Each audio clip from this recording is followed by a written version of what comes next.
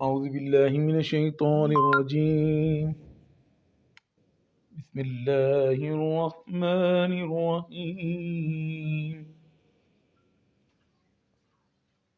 रब्बिश्रह ली सदरी व यस्सिर ली अमरी वहलुल उक़दतम मिन लिसानी यफ़क़हू क़ौली।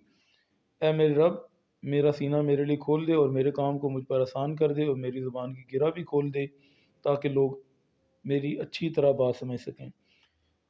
बहुत सारे स्टूडेंट्स कहते हैं हम पढ़ते हैं और चीज़ें भूल जाते हैं, तो इंशाल्लाह अल्लाह के कलाम में बरकत है। ठीक है, अल्लाह के कलाम में जो पढ़ेंगे उसका फ़ायदा होगा, तो इंशाल्लाह ये पढ़ेंगे तो आप इंशाल्लाह भूलेंगे नहीं। चैप्टर 3 मैट्रिसेस एंड डिटर्मिनेंट, बहुत इंपॉर्टेंट चैप्टर है। चैप्टर 3 है मैट्रिसेस एंड डिटर्मिनेंट, एक्सरसाइज 3.4 है, जिसका क्वेश्चन आपके सामने आज हम सॉल्व करने जा रहे हैं। इससे जो प्रीवियस लेक्चर था उसमें हमने इन्वर्स फाइंड किया था। Find the inverse matrices by row operation. Row operation से लास्ट मेरा लेक्चर था, आज ही था, और आज का दूसरा लेक्चर क्या है, इन्वर्स फाइंड करना है बाय कॉलम ऑपरेशन।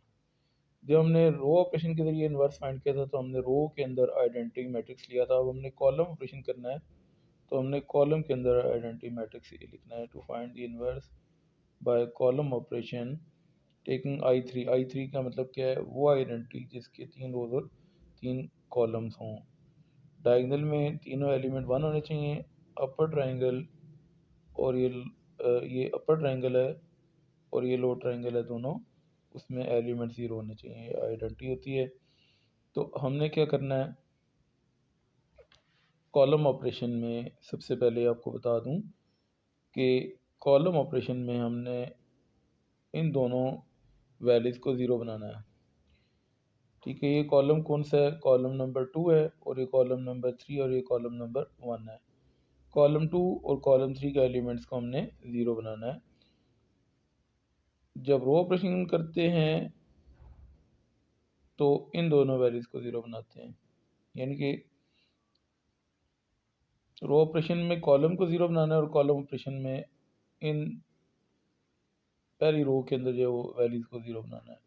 ठीक है, कॉलम बेसिकली कॉलम 2 को और कॉलम 3 को 0 करना है, लेकिन ये रो के अंदर आ रहे हैं। ठीक है, तो इन दोनों वैल्यूज़ को आपने 0 बनाना है। तो फार्मूला याद करने की ट्रिक पहले बता देता हूँ, फिर उसके बाद क्वेश्चन को कंटिन्यू करते हैं।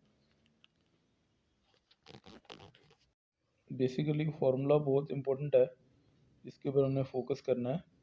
तो फार्मूला मैंने क्या कहा था, जिन कॉलम्स को आपने 0 करना है वो कॉलम नंबर 2 है और कॉलम 3 है। पहले उनके कॉलम्स के नंबर लिख लेने हैं। फिर दूसरा काम आपने क्या करना है, इस कॉलम के अंदर जो वैल्यू है +2 है, उसका साइन चेंज कर दें -2, और कॉलम 3 के अंदर जो वैल्यू है वो -3, इसका साइन चेंज कर दें +3। अब ने ये पिवट कॉलम है अब, ठीक है, और ये एलिमेंट 1 है, इसको पिवट एलिमेंट बोलेंगे। कॉलम 1 की हेल्प से आपने इसको 0 करना है। सबसे पहले ये फार्मूला अगर बनाना आपको आ गया तो बाकी आगे कोई मसला नहीं है। स्टूडेंट्स इसी में परेशान होते हैं कि हमने इसको यूज़ कैसे करना है। अच्छा, कॉलम 1 की एंट्रीज मैं यहाँ पे लिख रहा हूँ 1 0 -2 1 0 0। ठीक है, ये कॉलम 1 एज इट इज़ आ चुका है। अब कॉलम 2 के अंदर चेंजिंग आनी है। कॉलम 2 का फार्मूला कॉलम 2 -2 कॉलम 1 है। कॉलम 2 के अंदर वैल्यू 2 है, -2 फार्मूले का, और कॉलम 1 के अंदर वैल्यू 1 है। कॉलम 2 के अंदर -2 है, -2 फार्मूले का, और कॉलम 1 के अंदर 0 है।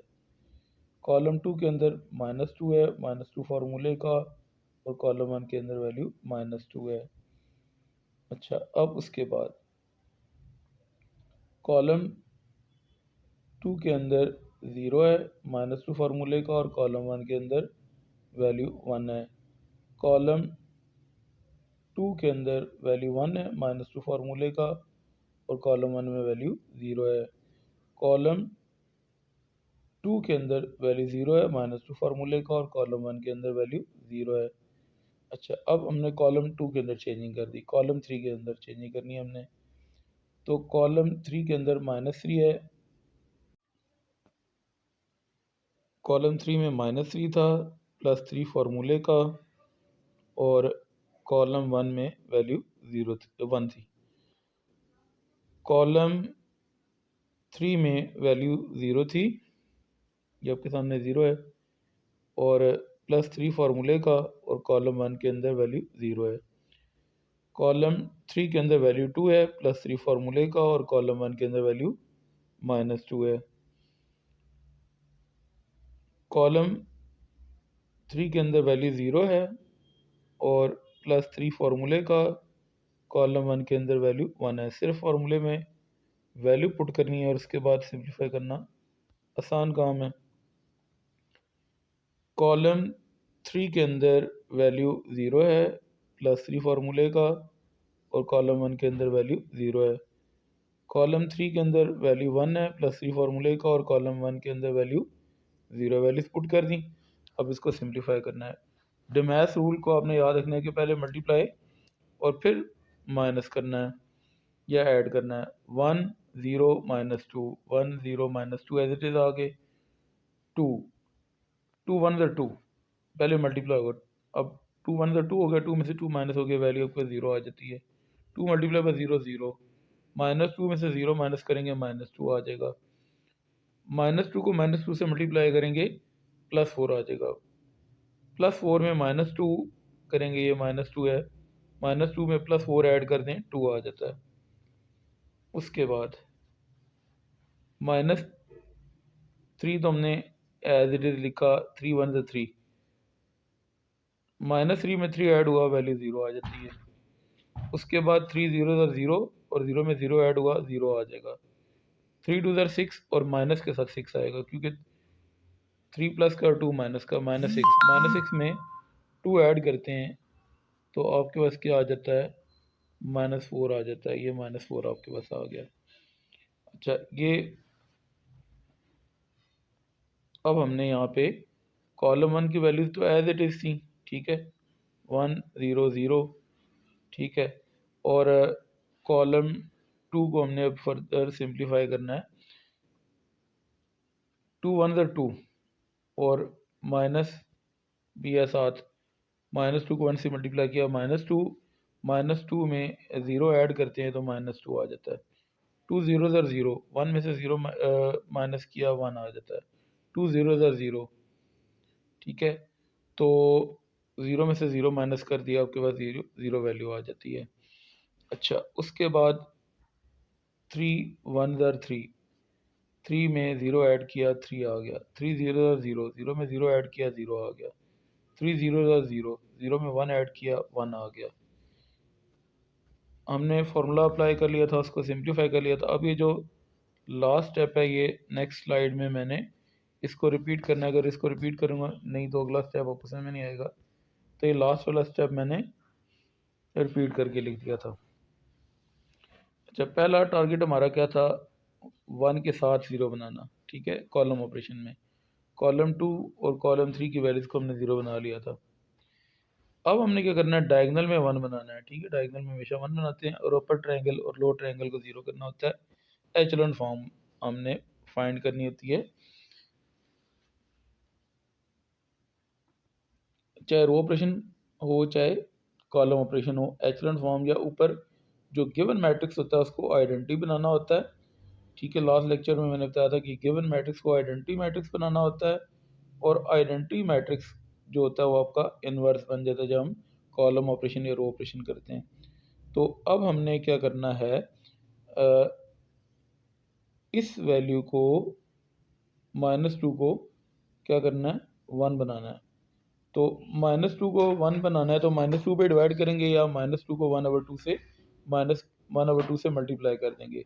-1/2 को अगर -2 से मल्टीप्लाई करते हैं, यहाँ पे देखते हैं -1/2, मैं ज़रा पेन लिख लेता हूँ। ये -1/2 को -2 से मल्टीप्लाई किया तो 2 और 2 कैंसिल हो जाएगा, माइनस माइनस आपस में क्या हो जाएंगे, प्लस हो जाएंगे।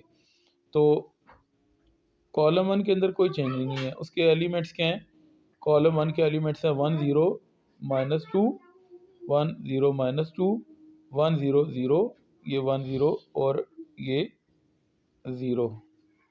कॉलम 1 एज इट इज़ आ गया। कॉलम 2 के अंदर चेंजिंग आएगी, कॉलम 3 के अंदर कोई चेंजिंग नहीं है। तो कॉलम 3 को भी पहले देख लेते हैं, जिनके अंदर चेंजिंग नहीं है। 0 0 -4 इसके एलिमेंट्स हैं, 3 0 और 1 है।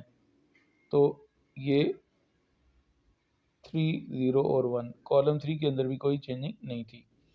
अब कॉलम 2 की सारी वैल्यूज़ को हमने -2 से डिवाइड करना है, ठीक है। -1/2 से मल्टीप्लाई करना या -2 से डिवाइड करना एक ही बात है। 0 को -2 से डिवाइड किया, 0 आ गया। -2 को -2 से डिवाइड किया, 1 आ गया, ठीक है। ये 1 आपके पास आ गया था, और ये मैं 0 की बात कर रहा था। अच्छा, अब 2 को -2 पे डिवाइड करते हैं, आंसर -1 आ जाता है। उसके बाद -2 को -2 पे डिवाइड करते हैं, आंसर 1 आ जाएगा। उसके बाद 1 को -2 पे डिवाइड करेंगे, 1 को -2 पे डिवाइड करेंगे, -1/2 आ जाएगा। और 0 को -2 पे डिवाइड करेंगे, तो 0 को किसी वैल्यू पे डिवाइड करते हैं, 0 ही होता है। 0 को -2 पे डिवाइड कर दिए, 0 आ गया। अच्छा, अब हमने हमारा जो टारगेट था, सेकंड टारगेट क्या था, इस एलिमेंट को 1 बनाना, ठीक है। थर्ड टारगेट क्या था, 1 के साइडों पे लेफ़्ट राइट पे 0 बनाना। कॉलम ऑपरेशन में हमने कॉलम्स के अंदर 0 बनाना होता है, तो ये कॉलम 1 और कॉलम 3 के एलिमेंट्स को हमने 0 बनाना था। तो खुशकिस्मती से क्या हुआ कि ये ऑलरेडी पहले से ही 0 मौजूद थे, तो हमें अब इनको 0 बनाने की ज़रूरत ही नहीं पड़ी, पहले से ही 0 हैं। अब जो नेक्स्ट टारगेट हमारा, अगर ये 0 ना होते तो हम पहले इनको 0 बनाते। अब जो नेक्स्ट टारगेट है, वो हमने डायगोनल में 1 बनाना होता है। तो ये डायगोनल में ये दो वैल्यूज तो 1 बन चुकी थी, ये वाली वैल्यू रह गई थी, ठीक है। कौन सी, -4, जिसको मैं बात कर रहा हूँ। -4 को अगर हमने 1 बनाना है, तो ये किस कॉलम के अंदर है, कॉलम 3 के अंदर है। कॉलम 3 के अंदर वैल्यू -4 है, तो -4 को अगर हम -1/4 से मल्टीप्लाई करें या -4 से डिवाइड करें, तो तब आपके पास 1 आता है। तो हम क्या करें, -1/4 से मल्टीप्लाई कर लें या डिवाइड करें, एक ही बात है, ठीक है। 1 को मिसाल के तौर पे 1 को कॉलम 3 से मल्टीप्लाई किया, तो क्या होगा, माइनस कॉलम 3/4, ठीक है। तो ये अब हम करते हैं डिवाइड, कॉलम 3 को -4 पे डिवाइड, ठीक है। कॉलम 3 को -4 पे डिवाइड करते हैं। 0 को -4 पे डिवाइड किया, 0 आ गया। 0 को -4 पे डिवाइड कर दिया, 0 आ गया। और -4 को -4 पे डिवाइड कर दिया, 1 आ गया, ठीक होगी बात। कॉलम 1 और कॉलम 2 के अंदर कोई चेंजिंग नहीं आई थी, कॉलम 3 के अंदर चेंजिंग आ रही थी। अब हमने क्या करना है, 3 को -4 पे डिवाइड कर दिया, -3/4 आ गया। 0 को -4 पे डिवाइड कर दिया, 0 आ गया। 1 को -4 पे डिवाइड किया, -1/4 आ गया। 1 को -4 पे डिवाइड किया, -1/4 आ गया। अच्छा, अब नेक्स्ट ये जो है, इसी स्टेप को मैंने रीराइट करना है, और फिर आगे अगला स्टेप आपको समझ में आ जाए, फिर अगला स्टेप ताकि आपको यहाँ से समझा पाऊँगा, वरना आपको नेक्स्ट स्टेप समझ में नहीं आएगा। अच्छा, अब आपने क्या करना है, ये तो वही वाला स्टेप था ना। अब हमने किन किन वैल्यूज़ को 0 करना है, इस वैल्यू को और इस वैल्यू को। अब ये वैल्यू किस में है, कॉलम 1 के अंदर, और ये वाली वैल्यू कॉलम 2 के अंदर है, ठीक है। तो मैंने फार्मूला याद करने की ट्रिक बताई थी, कि फार्मूला बनाने की ट्रिक बताई थी, जिन कॉलम्स की वैल्यू को आपने 0 करना है, उन कॉलम्स के नंबर लिख लेने हैं। फिर मैंने ये बात बताई थी कि उनके साइन चेंज कर लेना है। ये -2 है, ठीक है, तो इसका साइन चेंज होगा, ये +2 आ जाएगा। फिर ये एलिमेंट क्या था, -1 था, ठीक है, इसका साइन भी चेंज हो गया, +1 आ गया। 1 लिखने की ज़रूरत नहीं होती। अब 1 किस कॉलम के अंदर है, कॉलम 3 के अंदर है। तो कॉलम 3 जो है वो हमने लिख देना है, जिस कॉलम में 1 है उसको हमने लिख देना है। अब ये फार्मूला बन गया, इसके अंदर हमने वैल्यूज़ को पुट करना है। कॉलम 1 के अंदर और कॉलम 2 के अंदर चेंजिंग आएगी, कॉलम 3 एज इट इज़ रहेगा। कॉलम 3 की वैल्यूज़ क्या हैं, 0 0 1 -3/4 0 -1/4, ये हमने एज इट इज़ लिखी हैं। अब यहाँ से स्टेप मुझे समझाना है तो मैं ज़रा इसको कंपेयर करूँगा। कॉलम 1 के अंदर क्या वैल्यू थी, 1, ठीक है, और फॉर्मूले में क्या था, +2 कॉलम 3। अगर हम यहाँ पे क्या करते हैं, +2 कॉलम 3 में 0 था, अगर हम यहाँ पे पुट करते हैं 2 × 0 0 हो जाएगा, और 0 में 1 ऐड करेंगे तो 1 आपके पास आ जाता है, तो ये 1 लिखा हुआ था। अच्छा, उसके बाद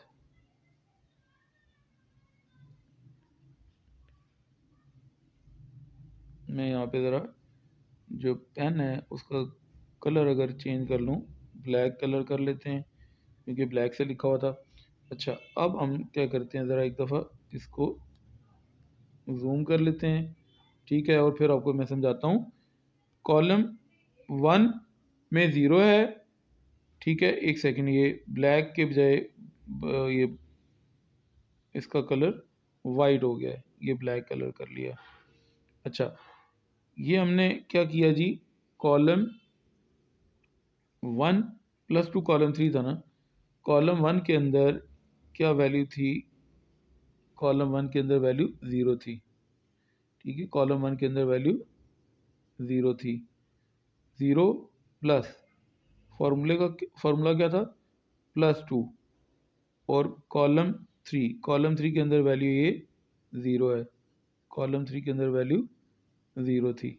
अच्छा, बेहतर मेरे ख्याल में वही जो पहले कलर हम यूज़ कर रहे थे वही है, उसी को यूज़ कर लेते हैं। तो मैं दोबारा से बताता हूँ, कॉलम 1 के अंदर वैल्यू 0 थी, +2 फार्मूले का, और कॉलम 3 के अंदर वैल्यू 0 थी। अगर मैं 2 को 0 से मल्टीप्लाई करता हूँ 0, और 0 में ऐड करता हूँ तो 0 आपके पास आंसर आ जाता है, तो ये आपके सामने 0 लिखा हुआ है। उसके बाद कॉलम 1 +2 फार्मूले का, और कॉलम 3 के अंदर वैल्यू ये 1 है, तो ये आपने 1 लिख दिया। अब इसको हम सिंप्लीफाई कर लेंगे। अच्छा, अब इसी को हम कंटिन्यू करते हैं, पहले कॉलम 1 के अंदर जो चेंजिंग आ रही थी उसको हम देख लेते हैं। कॉलम 1 में 1 था, +2 फार्मूले का, और कॉलम 3 के अंदर -3/4 था, ठीक हो गया। कॉलम 1 के अंदर 0 है, +2 फार्मूले का, और कॉलम 3 के अंदर वैल्यू 0 है। उसके बाद कॉलम 1 के अंदर वैल्यू 0 है, +2 फार्मूले का, और कॉलम 3 के अंदर वैल्यू -1/4 है, ये लिख दी। अब कॉलम 1 के अंदर तो चेंजिंग आ गई, कॉलम 2 में चेंजिंग आएगी, कॉलम 2 में कॉलम 3 ऐड करना है, ठीक है। तो यहाँ पे देखते हैं, ये कॉलम 2 है और ये कॉलम 3 है। कॉलम 2 में वैल्यू 0 थी, और कॉलम 3 में वैल्यू 0 थी, 0 में 0 ऐड किया, 0 आ गया था, तो हमने 0 लिख दिया। उसके बाद ये कॉलम 2 है और ये कॉलम 3 है, तो कॉलम 2 में वैल्यू 1 थी, कॉलम 3 में वैल्यू 0 थी, 1 + 0 1 आ जाएगा, तो ये 1 लिख दिया। उसके बाद कॉलम 2 में वैल्यू -1 है, और कॉलम 3 के अंदर वैल्यू 1 है, -1 + 1 लिख दिया। उसके बाद कॉलम 2 के अंदर वैल्यू 1 है, और -3/4 इसमें ऐड कर दिया, 1 + -3/4, प्लस इंटू माइनस, क्योंकि माइनस होता है तो 1 - 3/4 आपके पास ये आ जाता है। उसके बाद कॉलम 2 में कॉलम 3 ऐड करना है, कॉलम 2 में वैल्यू -1/2 है, और कॉलम 3 के अंदर वैल्यू 0 है, ये ऐड होगी। उसके बाद कॉलम 2 ये है 0, उसमें कॉलम 3 की वैल्यू -1/4 है, 0 + -1/4, तो प्लस इंटू माइनस क्या होता है, -0 - 1/4 आपके पास ये आ जाता है। कॉलम 3 के अंदर कोई चेंजिंग नहीं थी, वो एज इट इज़ लिखा था। अब हमने सिर्फ इसको सिंप्लीफाई करना है, ठीक है। तो ये देखें, 2 1 ज़ा 2, ये तो वैल्यू 1 1 पहली वैल्यू 1 थी, दूसरी 0 आ गई थी। इसको हमने सिंप्लीफाई करना है, 2 1 ज़ा 2 +2 आएगा, +2 में -2 ऐड कर दिया, तो क्या आ जाता है आपके पास आंसर, ज़ीरो आ जाता है, ये ज़ीरो लिख दिया। ज़ीरो एज इट इज़ आ गया, वन एज इट इज़ आ गया, -1 + 1 ज़ीरो आ जाता है, ज़ीरो ये ज़ीरो आ गया, ये वन ज़ीरो था, ये भी ज़ीरो आ गया, ये वन था, ये वन आ गया। अब हमने क्या करना है, ये लास्ट, अब इसको सिंप्लीफाई करना है। -3 और 4 तो एज इट इज़ आ गया, ये ज़ीरो भी एज इट इज़ आ गया, और ये -1/4 भी एज इट इज़ आ गया। ठीक है, कॉलम 1 में और कॉलम 3 में ही चेंजिंग थी ना, तो उसको हम ज़रा देख लेते हैं। ये देखें, 2 को -3 और 4 से मल्टीप्लाई किया तो क्या आ जाएगा, ये कट पहले हो जाएगा, 2 1 ज़ा 2 और 2 2 ज़ा 4, तो ये आपके पास क्या आ गया, -3/2। ठीक है, 1 में से 3/2 माइनस करते हैं, 1 में से अगर हम 3/2 माइनस करते हैं, 2 एलसीएम आ जाता है, तो 2 1 ज़ा 2 -3, 2 -3 क्या हो जाएगा, -1 आ जाएगा। -1/2 आपके पास वैल्यू आ जाती है सिंप्लीफाई होकर, तो ये -1/2 आपके पास आ गया। उसके बाद ये 2 मल्टीप्लाई बाय ज़ीरो, ज़ीरो और ज़ीरो ऐड हो गया, तो आपके पास आंसर ज़ीरो आ जाता है। उसके बाद ये कट होगा, 2 1 ज़ा 2 और 2 2 ज़ा 4, तो ये टोटल क्या बन गया, 1 को -1/2 से मल्टीप्लाई किया, -1/2, -1/2 में ज़ीरो ऐड किया, -1/2, तो ये -1/2 आपके पास आ जाता है। उसके बाद 1 में से 3 अब हमने इस वैल्यू को सिंप्लीफाई करना है, 1 - 3/4, ठीक है, इसको सिंप्लीफाई करना है, तो 1 - 3/4, 4 आपके पास एलसीएम आएगा, 4 1 ज़ा 4, और उसमें से माइनस हो गया 3, 4 में से 3 माइनस हुआ, आपके पास क्या आ गया, 1, और नीचे 4 बच गया, 1/4 इसका क्या आ जाएगा, सोल्यूशन आ जाएगा, तो ये 1/4 आपका सोल्यूशन आ गया। -1/2 में ज़ीरो ऐड करते हैं तो क्या आएगा, -1/2 आ जाएगा, और ज़ीरो में से -1/4 माइनस करते हैं तो -1/4 आ जाएगा। ये लास्ट स्टेप था, ये देखें डायगोनल में सारे 1 आ गए हैं, ये अपर ट्रायंगल थी, ये भी सारे इसमें ज़ीरो हो गए हैं, और ये लोअर ट्रायंगल थी, इसमें भी सारी वैल्यूज़ ज़ीरो हो गई, ये आइडेंटिटी बन गई है।